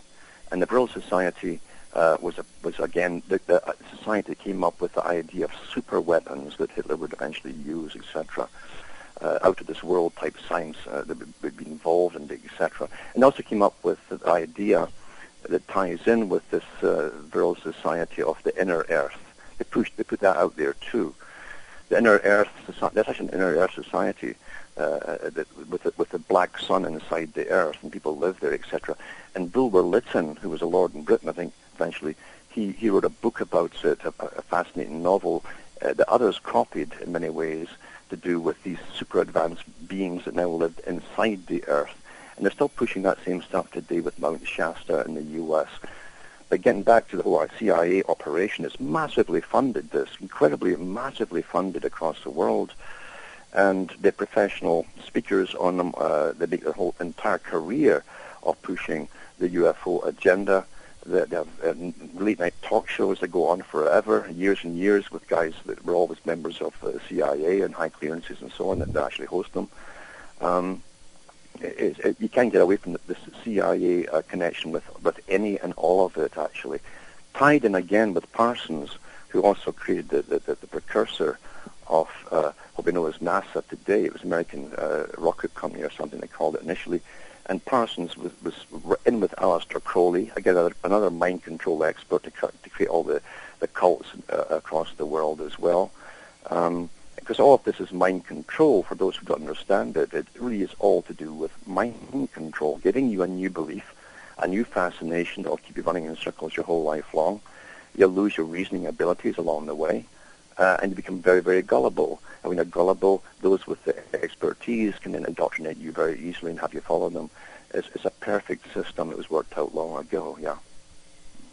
Yeah, Parsons was at JPL, the Jet Propulsion Laboratory, and Yes. he was known as the rocket-fueled Antichrist. That was his nickname. He was also involved. He was a close associate of Hubbard. In fact, him and L. Ron Hubbard were so deeply involved in both the occult, mind control, and science that even Aleister Crowley wrote letters complaining that they'd gone too far, that they'd actually gone way beyond what he would actually have attempted in terms of mixing. Basically people have to understand that magic is just a form of science, in a way, or a kind of a theatrical version of science. What I find interesting too is how the idea of the aliens themselves have evolved. If you look at the Vril Society, their belief of the alien was almost like an ethereal being, a spirit. It wasn't actually, it didn't have form. And then when it got to the United States around the time of the Red Scare movies and all the sci-fi movies of the 50s, the aliens they were very humanoid looking in many ways. There was the one with the day the earth stood still, the guy who comes down by the White House, just him on a robot, but he's portrayed as almost kind of like a Christ-like figure. He comes down like it's very much plays on the Jesus archetype, something that these psychopaths who run the system have always played upon. And then you've had the evolution in recent decades. I could just butt in and say he also rose from the dead when he got shot. That's right, yeah, that's right. So and then very much there, yeah. Yeah, and then even you had more humanoid. You still had humanoid aliens around the time of Star Trek. You had Mr. Spock and the Vulcans and many other alien races. And then you have then you started to see the kind of the Babylonian kind of demon creature, the Pazuzu, the zoomorphic kind of reptilian insect demon type version of the alien come in, and then playing, so first we have the alien as the savior Christ, and then they move into the sort of like the demonic archetype, the dark parts of the human psyche that have been cultivated since the time of Babylon and Sumeria through the gargoyles, to the point now where we have two kinds of aliens. There's ones who are kind of like these angelic New Age beings who are like, the Saint Germain, these sort of galactic federation of light, super beautiful humanoids who are on the good side, and on the other side you have these kind of Babylonian gargoyle, demonic reptilian insect archetypes, these kind of Pazuzu zoomorphics transposed behind a rocket ship, who are the bad guys. And I'm amazed by how many intelligent people were woken up who cannot see this Punch and Judy show for what it is. Adults. Yeah, because it's written so well. Again, you got to get back to the fact you've got lots of neuroscientists and behaviorists working with these writers to and how to put it over to the general population so that it's very, very believable and it's going to be fascinating, you see. And it's going to be logically, the way it's put across, logically fascinating, and that's how they present it to them. It's a great escape for those who are terrified of everything in life and the economy and everything else. It's a great escape to an extent as well. And they start putting their faith in outside intervention coming to help us. So technically they've been disabled, they're outside of activism of any kind whatsoever, and there's no problem to government authorities. And it also allows them to sit back and accept development and technologies which are basically out to destroy us. So they can accept all these horrific military technologies under the assumption that they're like the Star Wars thing, that is to protect us from aliens, when in reality it's a bunch of weapons pointed at us. Yes, of course. And as I said too, NASA is constantly putting out nonsense there, because NASA is one of the strongest arms of the military-industrial complex. It's a military organization. And under the guise of space exploration, they've fleeced the taxpayers of billions and billions, maybe into trillions now, to do with weaponry and repairing weaponry in space. That's what the shuttle system is all about, is repairing weaponry in space and preparing us all for this incredible system that's monitoring every single one of us, down to the weapons eventually they'll use on us from space. It need be pinpointed accuracy, pencil lasers that can literally go a hole right through you from outer space if you're a nuisance. That's all set up already in space. That's what the true Star Wars program is all about. Well, NASA... Can I just come in there? It's interesting. I read something about insurance companies now getting on board with all this stuff, saying that if anything was caused by aliens, your insurance policy was wasn't valid. It's like an act of God thing. That's right. Well, even the Mormons got their insurance policies out too for the rapture, for they get whisked off and leave their families behind, and the insurance is going to pay the families to keep going. So there you go. Dan, you mentioned Thomas, whether the aliens are here for good or bad, and of course there was a thing in the paper, I don't know if it was a year or 2 years ago, where they said that aliens were watching because of our CO2 emissions, and if we didn't stop it, they'd come and stop it for us. And prior to that, they were watching us because of the Cold War. It's always the same religious archetype. Yeah, it's always the same. Ties in with the total agenda. That's right. The total agenda. And using environmentalism, control of the weather, upset weather, etc. All of that to save us. It's always to save us all, to take all your rights away from you. It's always to save you all. And every facet, this massive army, actually they called it that, an Earth Army, in the early days. And the writer for Star Trek was involved in the creation of that system, where they'd use these massive armies, Earth armies, now called Greenies and a whole bunch of different organizations, and they push it all together with the whole space agenda, etc. So it's all tied together. Whatever they give you, and they give us everything, by the way, unless you think for yourself, you're being suckered into something else for some other agenda. Yeah, and the aliens. Sorry, Thomas, just a quick one. I've spoken to people who believe in all this garbage, and you kind of out of the corner of your eye, you take a set of keys out of your pocket or something, and you throw it in the air, and you go, "Did you see that?" And they go, "What?" And I say, "That was an unidentified flying object." You know, put lights on it. Put lights on a frisbee and throw it out the window. That's an unidentified flying object. You know. Yeah, precisely. I'm not doubting. I know lots of people who are sincere people who told me that they've seen these things, and I believe them. And I do believe there are, as yet unknown, weather or consciousness or psychedelic experiences that probably do generate or are a result of these very strange experiences involving lights, maybe plasma or something like that. And I've no doubt that there probably are intelligent beings out in the far reaches of the universe. It's just mathematically alone it's possible. But that is a completely different thing than ever coming here. And that's the assumption now. Aliens are not out there. They're on this planet. And they've been very, very useful to disrupt any kind of critical analysis of government or globalism by attaching aliens to, serious topics like what we're talking to tonight. And I'll give you an example of that. Prior to the 1980s, academics, educated people, anyone used to sit down and talk about conspiracies. It was not considered a wacky or a screwball kind of thing. People spoke about conspiracies in relation to everything from the JFK thing to, Agent Orange and, DDT. They were always spoken about corporate conspiracies, globalist conspiracies. It was just a topic a topic of conversation, generally indulged, and often you could find it in the magazines of the day, such as Mother Jones and Utney Reader, or Wired. These were not weird things. It was just like historical what if.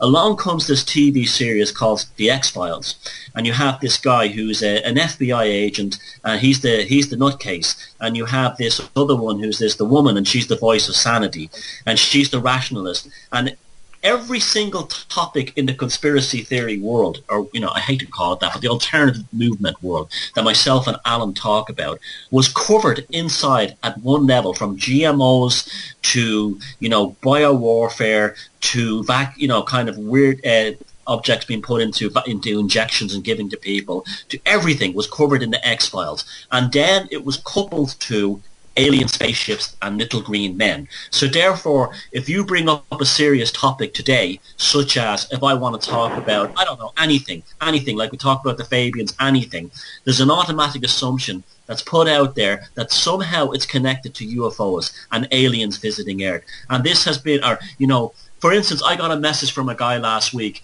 who was saying to me, like, oh, I don't know, I forget what I was talking about. I was talking about this, I think it was the psychopathic traits of Tony Blair, and the guy comes back with, and I bet you believe that Elvis is living on the moon and got there in a spaceship. That's the psyop. That's how it's been programmed, to take anything that's serious that ordinary non-expert people in the scientific system, such as us guys here, can talk about it. Then they deliberately throw in the alien little green men bomb to destroy it and take away any credibility from it. And that has worked so well for them. And like you said, these people are into that stuff. I have no problems with people believing anything. I don't have any problem with people believing in aliens and alien abductions or any of those things. But do not connect them to very important topics in terms of our, incarceration as lab rats on this planet. And that has worked. So the alien thing has worked as well for them as a religion has.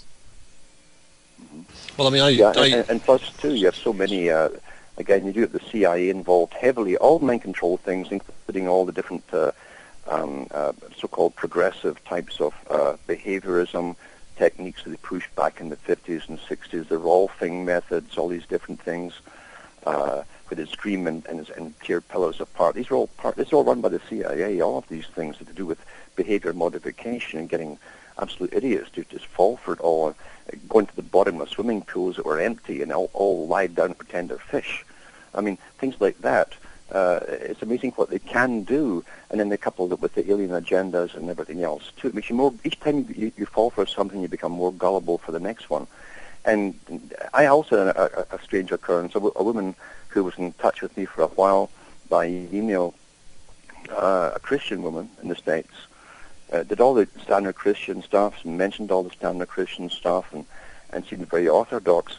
And then one time she wanted to call me. I answered the phone, and she said that, did you know that Jesus is on the Zeta Reticuli with all of his angels? They've been training the army for millennia, and they're going to come back to Earth from this planet, you see, and save us all. I mean, so they infiltrated everything, including, and what they always do is use existing structures of belief, which is religion, and they mixed it with that too, and that rampaged across a lot of the Christian societies for a long time too, that idea. So nothing has been missed out, but no wonder, because you have thousands of think tanks working in every part, every facet of society. They've missed nothing here. Do you think sorry, just somebody in the chat box was talking about one show you did and mentioned GMOs, and and somebody mentions maybe they'll do something in a lab and we'll see some little green men somewhere. Do you think that's a possibility, that they'll genetically modify something along the lines of the island of Dr. Moreau, I suppose, and create an alien? Oh yeah, that's it's definitely more than that. So there's actually scientific journals out there. They've been working on this for a long time, and I have some of them here, in fact, where they talk about the old Platonic idea, Plato idea, that they would use eventually in the Republic, his book The Republic, that eventually breed folk for specific tasks. Tall folk were picking apples off trees, short folk were mining, things like that. And genetics has been working towards creating new kinds of humans all along. And in their scientific books they put out for university, they have men with gills and so on, all bred for specific tasks of welding oil rigs underwater, things like that. So they're well ahead in all of this, and it ties in again with this sort of misogyny to an extent. It's also using the homosexual agenda, all the different agendas out there. They're called gay now, but to get you and all the in-betweens of transgenders. So nothing is normal. Once you get to a stage where nothing is normal or standard or classed as normal, then they can gradually bring in new types of all in-betweens. That's why they're pushing that whole agenda. It's not because they care about gay folk. It's because they can use all of this to disrupt what's considered as normal amongst the general populations. If you read Zachariah, if you read Zachariah Sitchin to the 12th Planet, I recently read it for the first time lately, a few weeks back, and this guy basically took Babylonian demon worship. This is basically the religion of Babylon, and wrapped this whole imaginary idea of the Anunnaki and the space race around it.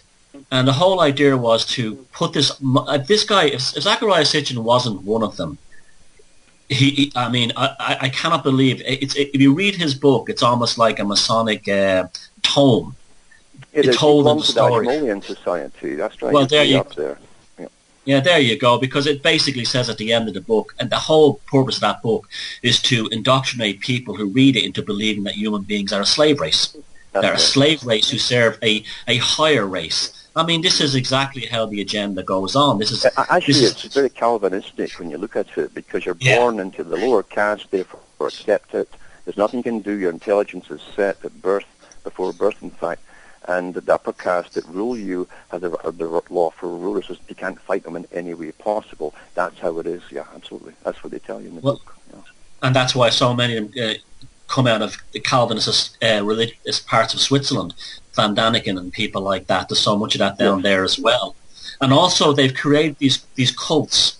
Van Daniken, before you miss him, they revived him again, you know.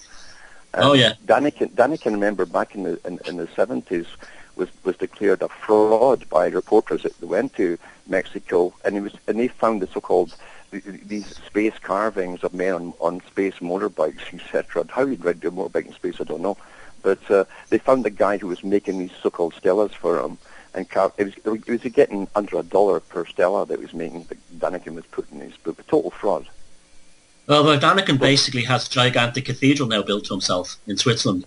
It's essentially like the Vatican of alien history on Earth, and it's incredible. Switzerland's also very high up here. They've got the headquarters of the Rosicrucian Society. They're very high level Rosicrucian for very elite people over there too. It all comes together in Switzerland. Yeah. Oh, Switzerland is a particularly sinister nation, but it looks to portray itself to the world as clocks and cuckoo clocks and chocolates. But behind that is some very, very sinister movements and organizations. And the alien stuff through Van Daniken is definitely one of them. There's no doubt about that. The fact that in such an expensive country like Switzerland that he could build basically this Vatican to himself, in the scale that it's built, means that there's some serious globalist money behind him. You don't get that you don't get that kind of cash from writing books about aliens. Someone somewhere is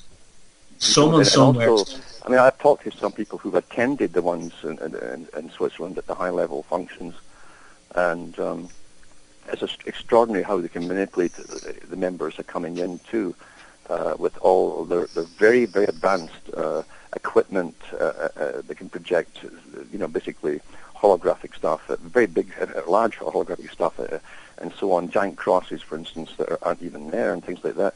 So I've talked to them personally, people who've and some folk even in the Canadian government who've been over and seen this too.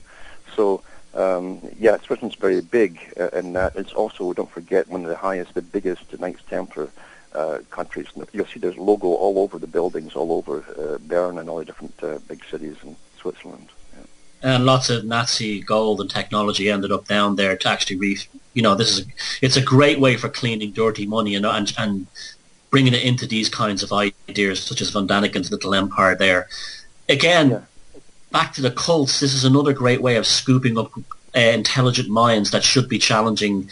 That's in Jacques Vallée's book, Messengers of Deception, which I believe is the only book written on the UFO phenomena worth reading. He's basically a guy who started to research the phenomena, basically came to the idea, there is some strange lights in the sky, but ultimately the whole UFO thing is being run by the intelligence services who are creating these cults in order to take intelligent people who should be they should be the next Malcolm X's, or the next kind of people who should be taking our societies to the next level, and then scooping them off into these alien channeling cults. That's what's so remarkable about these cults. They're filled with people with PhDs and master's degrees. If you look at the Heaven's Gate cult, if you look at the Solar Temple cult, again, Switzerland Templars, it's all filled with highly educated people who should be the next generation of shall we say, game changers in society, but instead they're huddled around the device waiting for the leader or the master or the guru to give them the latest messages from the aliens who are going to arrive someday in comets or spaceships. And this has been another wonderful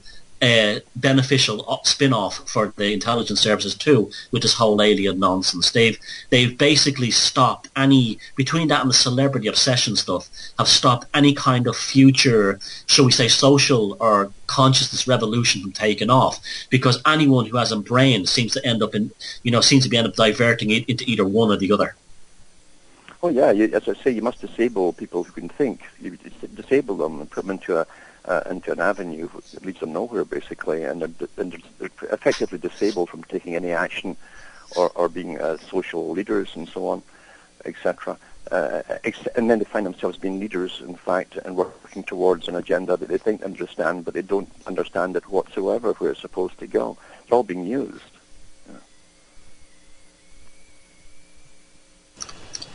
In terms of the techniques used, like you mentioned, the aliens or the cults and stuff, I mean, that all comes from, presumably, what we talked about earlier with the Fabians and the think tanks, coming up with what was called programs. Annie Besant, as I say, one of the co-founders, that set up the feminist movement and also pushed for the abortion industry early on. And her dad was a lord, the British lords. And she said that they would use the existing institutions in religion, and eventually it's exactly what you'll find the marketers always use. Don't go out and create a society, use existing institutions where you have masses of followers. And she said, well, we'll use existing religions and eventually win through the churches because they have the biggest amount of followers than anyone else. So we're looking at it as a religious institution. Ufology is a religion. And it actually it permeates all through even the Orthodox religions until you have folk believing all things within churches themselves, all working towards this so-called greater future and better future. It's all the same agenda. It's quite fascinating to see that no one's been unaffected, because the entertainment industry is one of the biggest mind control industries out there. You can take anything, any action whatsoever, any human action or behavior or emotion, and twist it into reverse until you're feeling sorry for people that you perhaps shouldn't feel sorry for, and you have a completely opposing opinion from reality. Things like that. It's all being used against you. They can turn on your tears when they want to. They can make you angry at something when they want to. It's the greatest tool, because your defenses are down when you think you're being entertained. If you're getting a lecture on something, you'll sit back, or you should do, and your critical thinking will say, well, I believe that, but I'm not accepting this part. With a movie, for instance, you swallow the whole lot, including the programming and conditioning that is built inside the movie. So it's a perfect way. You've got whole generations now who are addicted to the movies. They're brainwashed with them, and they're all politically correct. Even all your politically correct things to do with sexuality and behaviorism are put initially through comedies and then filtered into the mainstream serious movies, and that's how they put it across. So it works very, very simply. And again, back to H.G. Wells, he talked about using this technique way back in the early 1900s. Yeah, somebody put a quote in the chat box from Mark Twain. It's easier to fool people than to convince them that they're being fooled, and that certainly pertains to the more intelligent people, like you were saying, Thomas, the PhDs and all them. That they won't be told that they're wrong, and they won't admit they're wrong. That's for sure. And the creative people, yeah. You never forget that those who are intelligent and are going into university, or they think they're intelligent, in the university your ego is built up above everything else, believe it or not. That's how you end up being a professor. I've had professors visit me, and they admits, and I know this, and I've talked about it, that most professors talk a lot of literally nonsense. It's a lot of verbiage, if you like, lots of words, but pretty well meaningless in the end. But it's very impressive.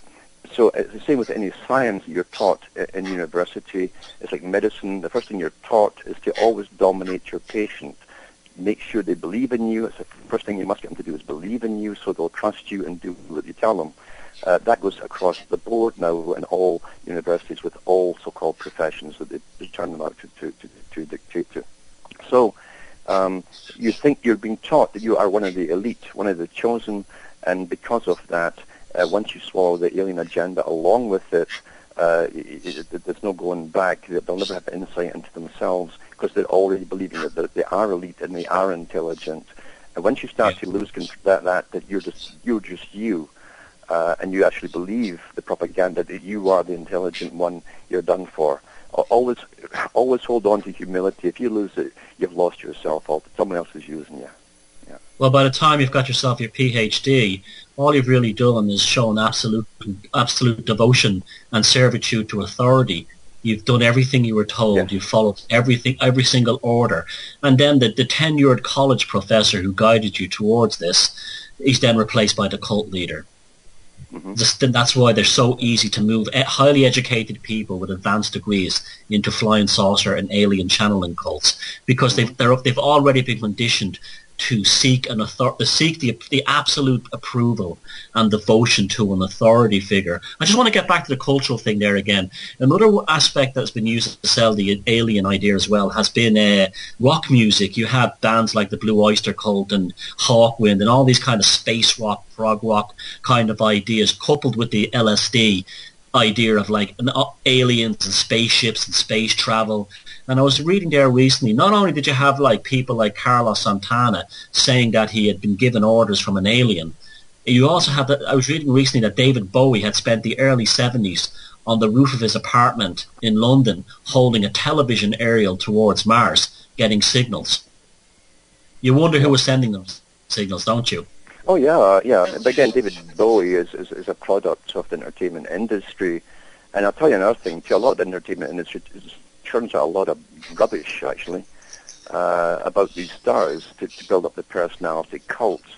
I mean, I've been with bands before that were getting up there, or were up there, in fact, some of them, and big magazines would phone them and ask for interviews, and they couldn't do it. They're either too stoned or whatever, burned out, whatever. And what they would do is say, okay, well, we'll write a good write-up about you and put some really bad boy stuff in there, and we'll let you see it before we publish it. And they make it up, actually. They make it all up to boost the personality cult image. And that's what happens with a lot of that stuff. David Bowie first came on the stage in Britain because it was part of the destruction of the culture industry, actually. That's what he would put him out for. They create stars. They create the image. They create the person. In fact, the image and the drawings that they put up with the person, the costumery, and so on, their poses, are all drawn up before they pick the person, the actor, if you like. And David Bowie came on the stage with his traveling roadshow, massive, six massive 10-ton trucks, hauling equipment, lighting the whole bit. And he came on wearing nothing but a jockstrap. Back in the 60s in Britain. Nothing but a jockstrap. And painted face and all the rest of it, again, to destroy your whole image of men, manhood, decency, and so on. It worked awfully, awfully well. It was to get to the youth and teach them rebellion, as they were teaching them in school at the time, to rebel against their parents who were old-fashioned, don't trust anybody over 30, they said. And that's when they fired a lot of the older teachers and brought in younger ones so the children would identify with them more, with the new radical indoctrinations. Everything has been covered here. Every part of society and culture has been covered completely. Yeah.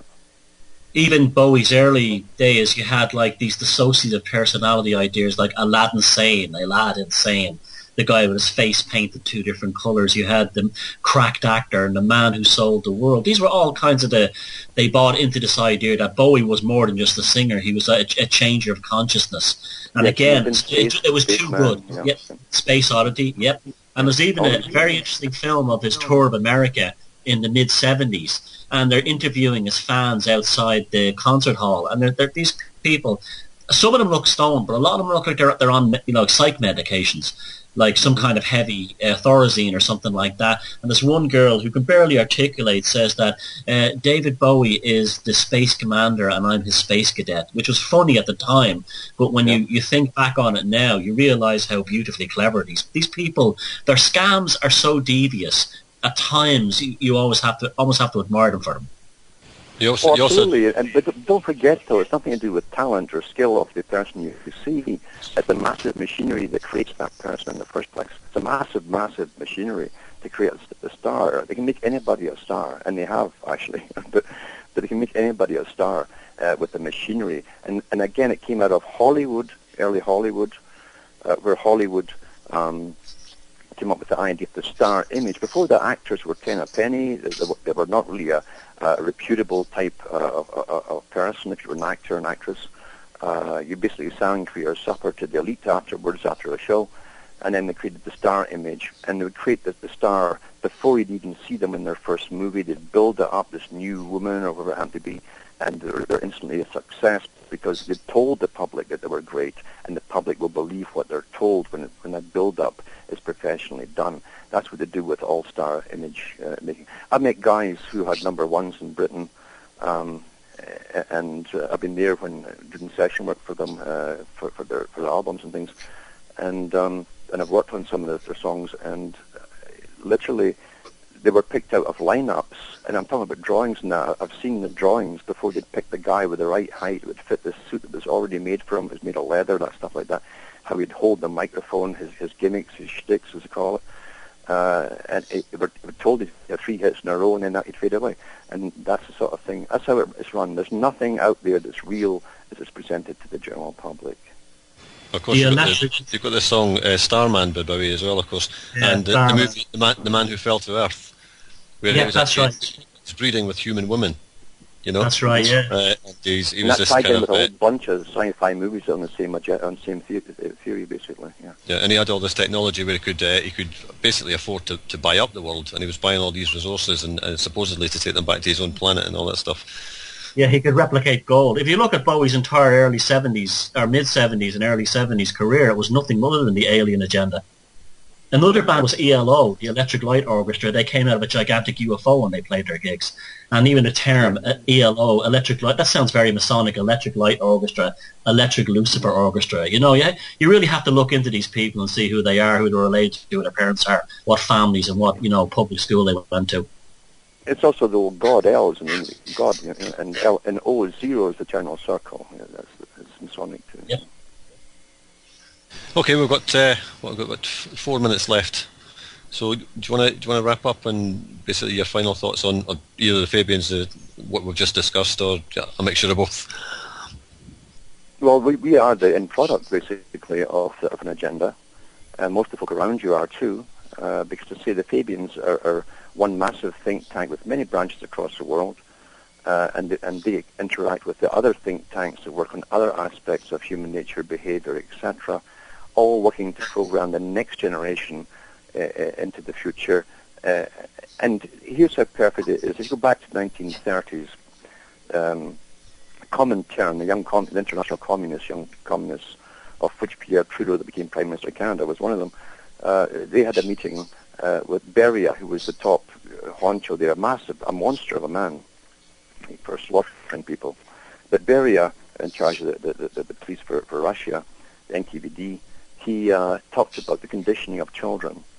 And he said it used to take us 70 years, at that time that was about a generation, 70 years, to create the changes through persuasion and through education to change anything in society even a little bit, because the parents were always contaminated with their old ideas, and they would pass them on to the children. He says, but now with the perfect indoctrination, he says, we can update and alter the changes every 2 to 3 years. And so that the kindergarten children going in 1 year were getting programmed from start with a whole curriculum for all the years ahead in education, for all the changes that would be put forth on a timetable plan as they grew up. The ones who came in a year later would be slightly ahead into the further exploitation of this plan, and they would be prepared for it as they grew up. So what you're already programmed for the changes that are going to hit you in your lifetime is from the early age, and you'll think it's all quite natural. You're prepared for it. The program's been put in your head already. That's how perfect it was. And it's way beyond that today, because the culture industry gets massive grants from the governments. Every United Nations member has a department of culture in their federal governments that dishes out the grants to writers, movie makers, everything, and novelists, and they must incorporate all the politically correct things in their novels and books and even cartoons. And the children are brainwashed before, they're getting brainwashed before they learn what the meaning of words actually, because a lot of it's visual as well. So this is a perfect indoctrination of society. And to be honest with you, you'd have to be a hermit living in your family way up in some mountain somewhere to escape it all, because with the electronic pervasion of media today, it's everywhere. You can't escape it. Even if you try to shield your children from it, it's pretty well impossible, because their friends have all got the electric gadgets and so on. You can't keep them living separate anymore. It's pretty well all done for from that aspect. Again, Bertrand Russell went even further about this. He said we used to think that we'd have to separate the children from the parents, so they'd never know who their parents were. Again, going back to Plato's idea. He says, but now again, with scientific indoctrination, he says the parental input will be impossible. They won't be able to pass on contaminated ideas to their children, and the state will be giving them their new moralities. It's all been done. Thomas? Well, the agenda goes on, and there is no great awakening, and there is no salvation. It's not going to happen. The 100 monkey does not exist in terms of how these people are controlling us. Just because that's going down doesn't mean that you have to go down with it. And this is where I would say to people, as long as they're not inside your head, you're free. And that's the important thing. It doesn't matter what happens around you. As long as they're not inside your head, you're free. So at all costs, do not let them in there. Do not be a lab rat anymore. Yeah. Don't let them... You've got to reclaim your mind. I mean, it's your birthright, it's your mind. Without that, you're nothing. So your mind is all you have. Yeah. Yeah, personal liberation, and you've got to stop waiting for external salvation and start liberating yourself. And that's I mean, I don't know how would I say it. Stop being Pavlov's dog, and become a cute fox and run wild, and don't let them know that. Better, bite Pavlov. Bite Pavlov, yeah. Yeah. And don't be expecting miracles or people like Russell Brand or some other celebrity or Bono or anyone else to save you, or gods or anything. You're a sovereign human being, and get off the chest. That's important. You understand there's something called, again, getting back to the creation of stars, it's called the creation of the personality cults. The big boys will always give you leaders that create the whole machinery of personality cult gets behind them to create the personality cults. And you're always looking for the one. All through the movies is the one. You're the one that's going to save the world. No, well, that's fake. It's a red herring. You've got to do it yourself. You've got to reclaim your own brain. That's all you have. Get your own minds, and it's up to you where you want to let it go. But you keep your own mind under control as well. Don't be fooled over and over and over again. And the star thing goes right back to the Dionysian cults of ancient Greece, which Plato would have been familiar with. These ideas of the hermaphrodite, rock star god, who was a sexual being that people fawned over, had no particular talent. He was just Dionysius, and Plato knew this, and they've all known this, and that's still, Dionysius is still going on to this day. And again, don't be fooled. Don't be fooled. Sorry to interrupt you. We have to kind of round it up there. The next host's ready to come on. Thanks very much for your time, lads. And can you just stay on the line just for a second after the show? Sure. Yep. Okay. Thanks very much for listening.